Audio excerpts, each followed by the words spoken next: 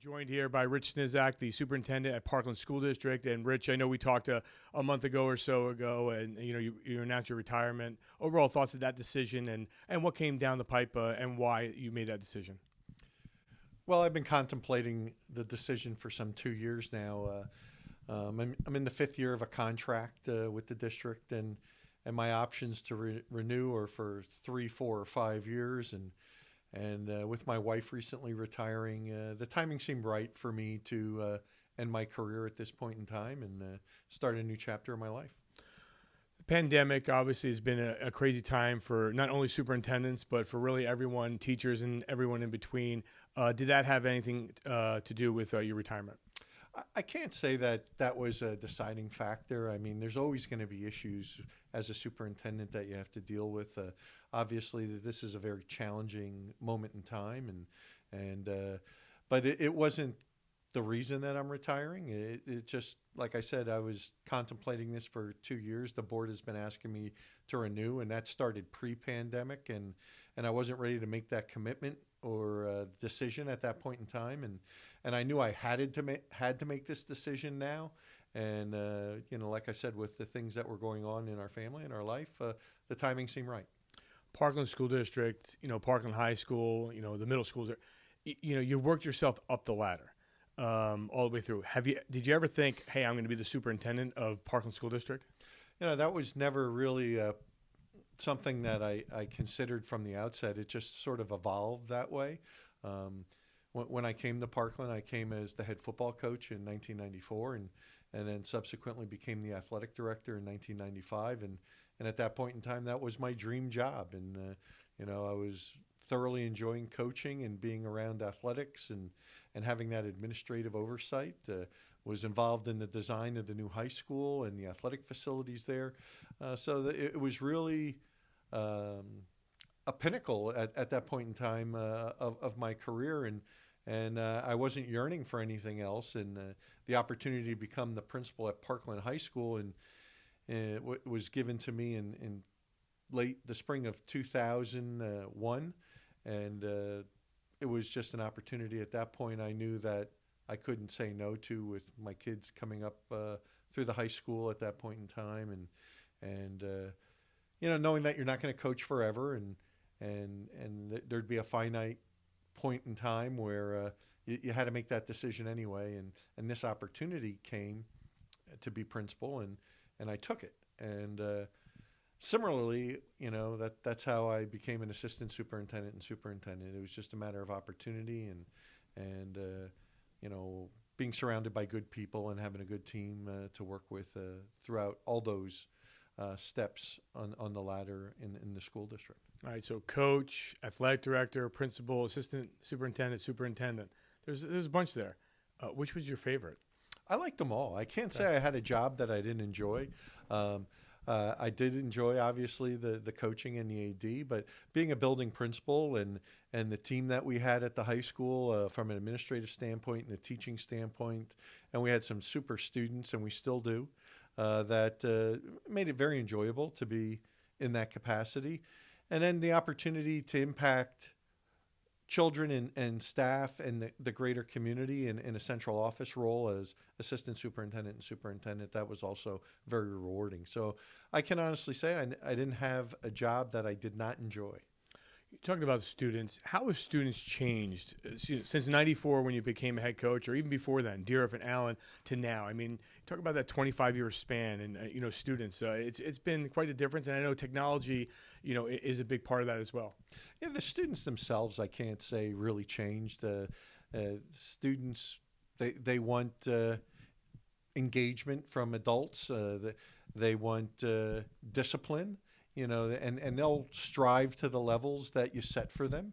And I hadn't seen much of a change in that from students from when I first started in the profession till now. Obviously, there's things surrounding the educational environment and the athletic environment that have changed in my tenure, and technology being a key driver in how we do things, how we even do interviews today, and how students learn in the classroom, how teachers teach. That's all evolved and will continue to evolve. You think about when I started, there was no email, and everything was chalkboard and paper and pencil, and we don't have chalkboards today. We don't even buy chalk. The situation has evolved tremendously. Looking ahead, not only for the students here at Parkland, but just students in general, down in the next 10 years, what do you see from students and where education is going at a different level with the technology?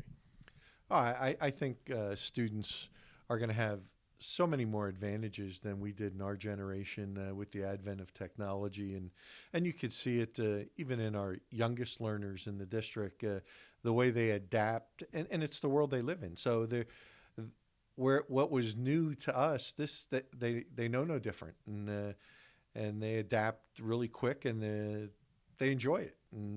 And I have a 5-year-old living in our house now that is starting kindergarten this year, and I'm amazed at how quickly she adapts to the technology and is able to advance her learning even in a different environment than when you and I grew up. So you're hurting. Is it your back or your knee? Get the rehabilitation you need. We're in your neighborhood. Call Physical Therapy at St. Luke's.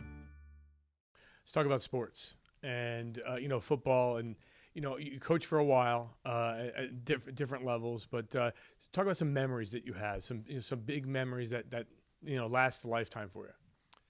Well, I think going back to the years when I first came out of college and returned to the Dieruff High School, my alma mater, to teach and coach, being named the head baseball coach there in 1987 and winning 2 consecutive district titles in 87 and 88, and the bond that I formed with the players and coaches on those teams were very special. And unfortunately, to date, those are the only 2 district championships Dieruff baseball has won in the history of the school. But I'm very proud of what we were able to do in that short period of time. And also being the head football coach at Allen was very rewarding. And again, we had a tremendous staff, and we had players that were super, super athletes, but they also had challenges at that point in time too. I mean, that's when we first instituted probation officers in the school, because I can recall I had kids missing practice every day of the week because they had to report downtown to see their probation officer. And where else would you want kids after school but then to be engaged with athletics, and worked with our building principal at that time to see if we couldn't get the probation officers in the school to work with the kids so they wouldn't have to miss school time and practice time, and it seemed to be a benefit. And we were fortunate to win a district title at Allen High School in 1992, and I think the back-to-back weeks against Dieruff, first week for the East Penn Conference Championship, Dieruff won, and the second week for the district championship where Allen won, those were very memorable times for not only myself but the players involved, and for the city and Allentown in general. It was a very positive feeling. And the opportunity to come to Parkland and really build and develop a program, and again with great coaches. Many were former head coaches or went on to be head coaches later on in their coaching careers, and the players that we've come into contact with in Parkland. And I think we were able to launch Parkland's trajectory in athletics, particularly in the sport of football, which has sustained some 26 years now, and I'm very proud of that time period and what we were able to do. And those are all highlights and things that I look back fondly on. You've been around some great athletes. Talk about a couple that stand out, whether it's Dieruff, Allen, or at Parkland. I would say, at Dieruff, Tony Galusi, as a baseball player, was one of the finest baseball players I had the opportunity to coach, and then he went on to distinguish himself as a premier high school baseball coach here at Parkland. He'd be first and foremost on the baseball front that jumps out. And we had a lot of good baseball players in that time period that were key contributors, like Buddy Maxwell went on to be a super wrestler as well at Dieruff High School. And Robbie Kern was an outstanding pitcher for us. So there were some key ingredients to those championship years. And when I went to Allen, one of the best athletes I've probably ever had the privilege to coach was Chris Mason, who was a running back and basketball player at Allen at that time. Probably the purest athlete I've ever had the opportunity to work with. And we've had some really super athletes in that time period in here at Parkland as well. But Chris was really special. Obviously, Nate Hobgood-Chittick holds a special place in my heart. He's a super, super person, and left us much too early in life, but had an opportunity to distinguish himself as a fantastic high school football player, college football player, and then a professional football player, winning a Super Bowl with the Rams. And I miss him every day when I think about him, and I think about him often. And here at Parkland, we just had tremendous amount of super athletes. Going back in my early years to Clint Dodson, who went on to be captain of West Point's football team. Matt Thomas was an outstanding running back here for 96 and 97 team. The 96 team in general, I really believe set the high watermark. It was probably the best football team I've ever coached. They had all the components, and unfortunately we lost in the Eastern Finals to Downingtown, who ended up winning the state championship. But that team was very special, and they had a great line. They had great skilled positions. Dougie Joseph, who's now a coach at the high school, he was a key contributor to those teams as well. Kids like Sean Blyler pop out in the mind. Obviously, I coached Austin Scott as his sophomore year, and you could tell he was going to be special as well from a football standpoint. So there's been a lot of really good players, but like there's special moments that I think back of fondly, like a kid like Tim Frasinelli, who was quarterback for 1 year and 97, and the one game that stands out in my mind about Timmy, he went 21 for 22 against Becca, and we beat Bethlehem Catholic over at Bethlehem School District Stadium in 97. That was a heck of a performance for a 1-year starter against a quality opponent, and that's something that always sticks out in my mind. You're talking about these names, and they're popping up, and I'm just firing questions at you. And now you're listening to yourself talk about these names. As you're talking about them, are you really thinking about them at the same time, saying, man, we had some great athletes that you've been around? Oh, and they were fun times, too. That the relationships that you build as a coach are very special, and I can say the relationships I built with our players are special to me, and our coaches. We had great coaches at all my stops at Dieruff, Allen, and Parkland, and really special people that were great role models for kids, and also were very devoted. You talked earlier about sports and about classroom and having kids in the classroom in sports. A student athlete, for people that don't realize how much sports impacts students, talk about that and what you feel a student athlete really represents. Well, I think a student athlete, you can't turn off the discipline factor, when you leave the football field. I mean, that has to be part of your makeup, and you have to be disciplined to do your studies and to stay on top of your academic responsibilities. And I think that transcends, that carries over from one domain to the other. And I think we talked a lot about the importance of being a good student, not only a good athlete, and they go hand in hand.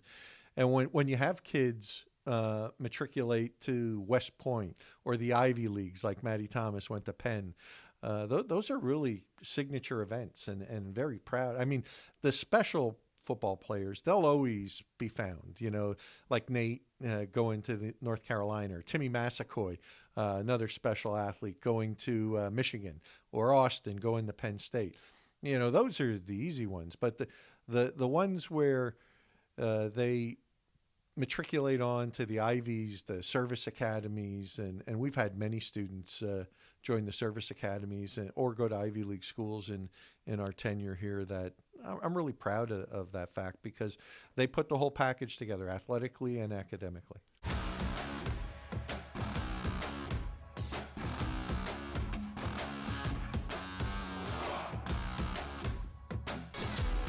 St. Luke's Orthopedic Care. Extraordinary care in motion. What made you or makes you a good coach? I think the people around you, it's never about an individual. It's always about, do you have great talent? And we were blessed to have great talent in my tenure wherever we've been. And that always makes you a better coach when you have talent. But I think we had great teachers on the field, whether it was the baseball field or the football field. It's still about building relationships and being able to convey thoughts and have students buy into the program and what you're trying to establish. And we've been very fortunate to do that. And that's been key to success in I would say, any successful program. Once a coach, always a coach. For you, what will you remember most about coaching and is still coaching, in your future? Well, let's take the second part of that first. I'm not going to say I'll never coach again, but I don't know that I have a strong desire to do it. I mean, if the right opportunity came about, and something that may be of interest to me might be working at the youth league level or with smaller children at this time to teach them the fundamentals of football and help grow their thirst and desire to want to participate. So that would be important to me, but I forgot the first part of your question. Just, being a coach and, wanting to always continue to coach. Yeah, I don't know that, that's a mandate for me right now. We're going to have our first granddaughter or grandson in the next couple months, and I'm anxiously awaiting that experience. And we do have a 5-year-old through marriage that is a grandchild for us too, and that's been a wonderful experience. And so there's different challenges and different experiences that I'm looking forward to, and if athletics is part of that, that's great. And if it's not, I'm fine with that too. And finally, a message for not only all your students, the teachers, administrators here at Parkland. I think I've been blessed to work in such a caring community about first and foremost academics and obviously athletics and the visual and performing arts. I think to have that well-rounded approach to education allows students to flourish, and it gave our school district an identity, and I think we've always had a strong academic reputation, but we now have a strong athletic and visual and performing arts reputation, which allows students to pursue their passion and find their niche in life, and that's what really our role is, to help turn the light on for students so that they can succeed in the future. I know you have about 6 months left before retirement, but best of luck with the rest of the school year, and thanks for taking the time. Thanks, Al. It's always a pleasure.